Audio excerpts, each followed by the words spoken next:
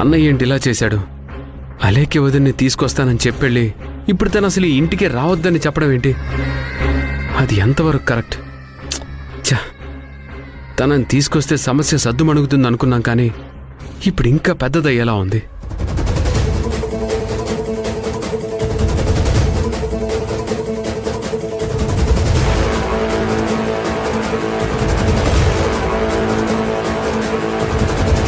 రే మాధవ, రాఘవ ఏమంటున్నాడ్రా? అలేఖ్య ఏది? తనని తీసుకురాకుండానే ఒంటరిగా వచ్చాడేంటి? అక్క, నీకేమని చెప్పి బయటికెళ్ళాడు? ఆ మహాతల్లి అలేఖ్య గురించి మీరందరూ బాధపడుతున్నారు కదా, వెళ్ళి ఓదార్చి తీసుకొస్తాను అని చెప్పి వెళ్ళాడ్రా. ఏంటి మాధవ అలా డల్గా ఉన్నావు? ఏమైంది? రాఘవ అలేఖ్యతో మళ్ళీ ఏమైనా గొడవ పెట్టుకున్నాడా? అన్నయ్య వెళ్ళింది అలేఖ్య వదిన్ని తీసుకురావడం కోసం కాదంట. మరి దేనికి వెళ్ళాడ్రా? ఏమన్నాడ్రా రాఘవ? అలేఖ్య ఎక్కడుంది? క్షేమంగానే ఉందా? ఎందుకు తీసుకురాలేదురా? మళ్ళీ ఏమన్నా గొడవ పడ్డారా?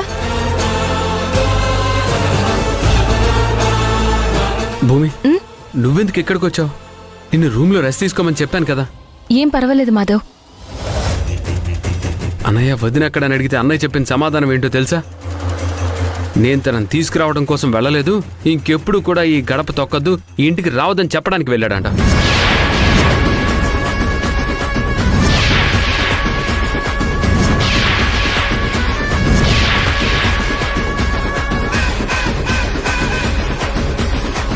వాడికి ఏమైందిరా అసలు? మంచోడు మంచోడు అనుకుంటుంటే వాడన్నీ ఇలాంటి పనులు చేస్తున్నాడు. అదే కదా మావయ్య గారు, ఎవరినైనా తిరిగి తీసుకురావడం కోసం వెళ్తారు, కానీ ఇక నువ్వు రావద్దు అని చెప్పడం కోసం వెళ్లరు. బావగారి ఆలోచన అస్సలు కరెక్ట్గా లేదు.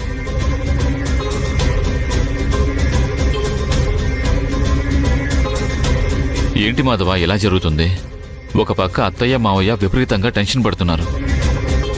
మనమేం చేయగలం బావా? అన్నీ తెలిసిన అన్నయ్య ఇలా ప్రవర్తిస్తుంటే.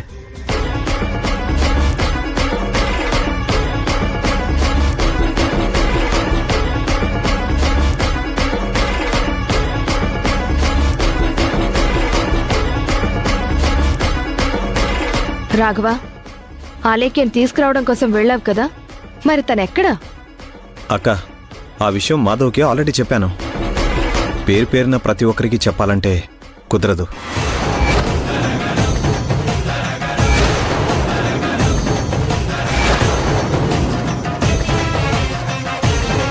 ఒరే రాఘవ, నువ్వు మాధవ్తో అన్న మాటలేంట్రా? అలేఖ్యని తీసుకురావడం కోసం కాదు, ఇంకెప్పుడు ఈ ఇంటికి రావద్దని చెప్పడానికి వెళ్ళామంట కదా. ఎవరైనా అలా చెప్తారా?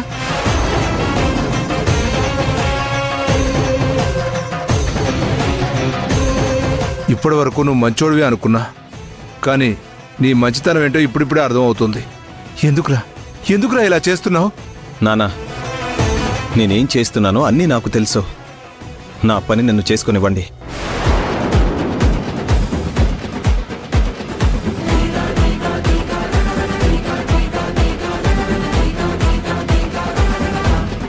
అసలు మీ అందరితో వచ్చిన ప్రాబ్లమే ఇది. తను నన్ను ఎంత టార్చర్ పెట్టిందో మీరందరూ కళ్ళారా చూశారు కదా. తను నన్ను పెట్టే టార్చర్కి మీరు ఎంత ఇబ్బంది పడ్డారో బాధపడ్డారో నాకు తెలుసు. ఇప్పుడు తను దూరంగా వెళ్ళిపోయింది, ప్రాబ్లం సాల్వ్ అయిందనుకున్నాను. కానీ మీరు ఎవరూ సంతోషంగా లేరు.